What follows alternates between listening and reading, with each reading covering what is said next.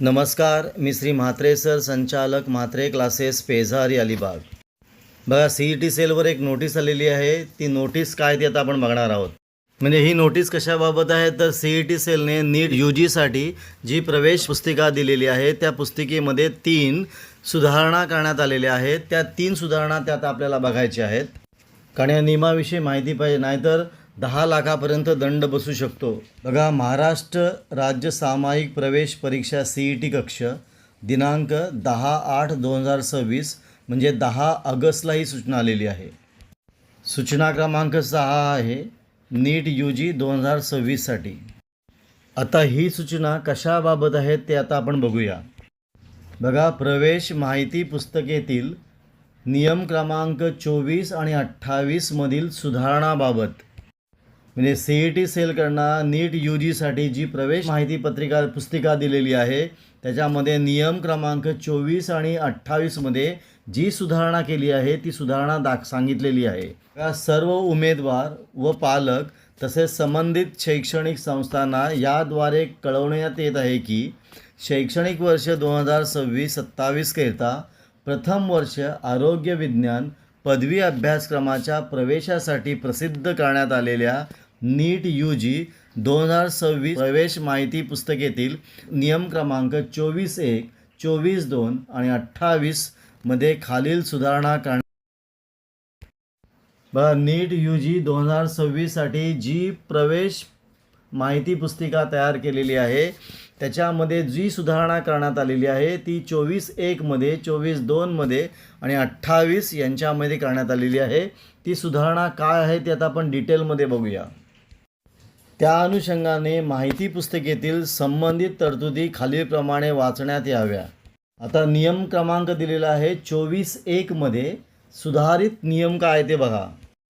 अनिवार्य सामाजिक उत्तरदायित्व सेवा म्हणजे जी MBBS BDS नंतर 1 वर्षाची जी बॉन्ड सेवा होती त्याबाबत ही सूचना आहे. बघा, नीट UG 2022 व त्यानंतर प्रवेश प्रक्रियेमध्ये शासन किंवा महानगरपालिका वैद्यकीय महाविद्यालयामध्ये BDS अभ्यासक्रमांच्या जागांवर गव्हर्नमेंट ऑफ इंडियामधल्या किंवा ऑल इंडिया कोटामधना किंवा स्टेट कोटामधना प्रवेश घेतलेल्या उमेदवारांना पदवी अभ्यासक्रम पूर्ण झाल्यानंतर, इंटर्नशिप पूर्ण झाल्यानंतर महाराष्ट्र शासन अथवा स्थानिक स्वराज्य संस्था अथवा संरक्षण सेवेमध्ये 1 वर्ष अनिर्वाह सामाजिक उत्तरदायित्व सेवा बजावणे आवश्यक राहील.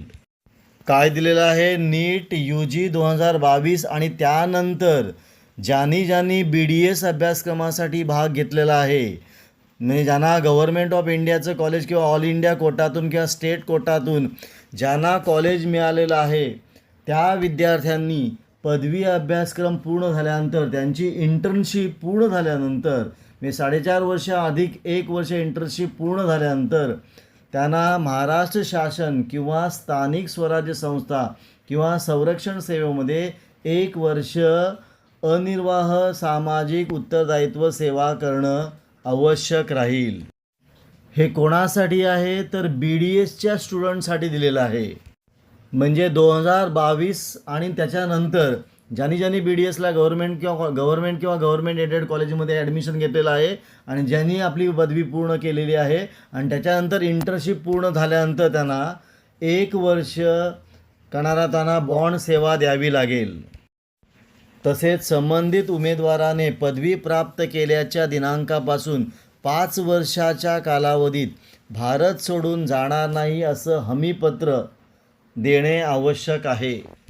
म्हणजे ज्याने BDSची पदवी गव्हर्नमेंट कॉलेजमधून घेतलेली आहे ती घेतल्यानंतर त्याच्यापासून 5 वर्षाच्या कालावधीत भारत सोडून त्याला जाता येणार नाही असं त्यांनी हमीपत्र देणं गरजेचं आहे. आणि संबंधित उमेदवाराला असं केल्यास करणारा 10 लाख रुपये इतका नॉन रिफंडेबल दंडाची रक्कम भरावी.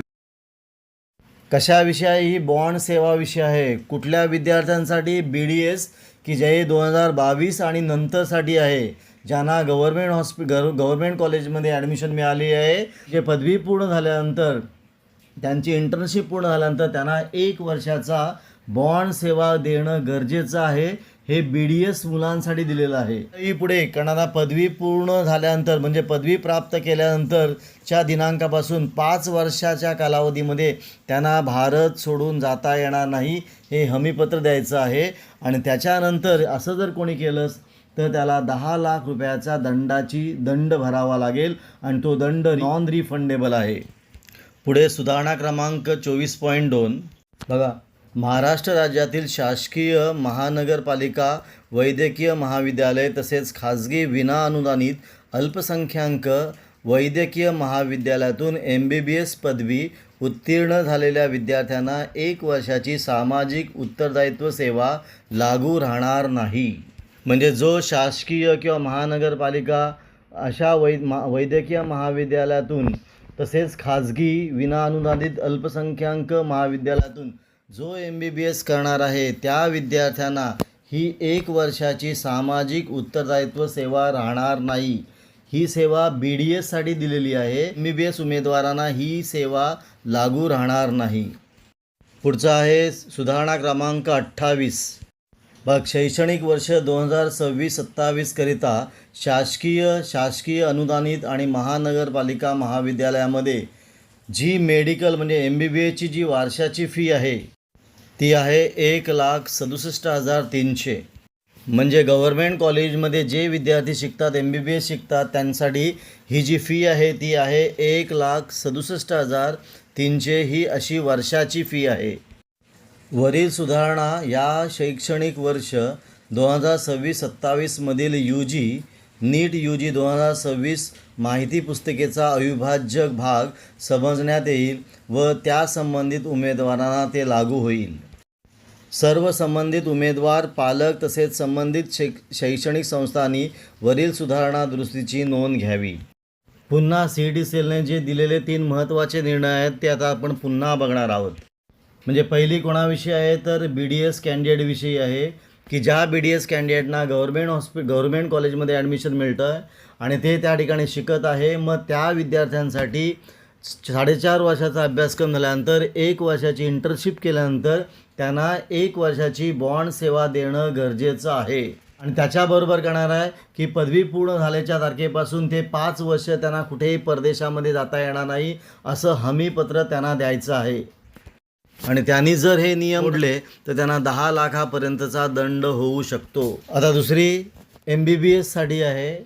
जे गव्हर्नमेंट किंवा सेमी गव्हर्नमेंट किंवा कोणत्याही संस्थेमध्ये जर करणारा MBBS करत असतील तर अशा विद्यार्थ्यांना 4.5 वर्ष पूर्ण केल्यानंतर 1 वर्षाची इंटर्नशिप आहे. पण त्याच्यानंतर त्यांची जी बॉन्ड सेवा आहे ती त्यांना ती करणं अनिवार्य नाही.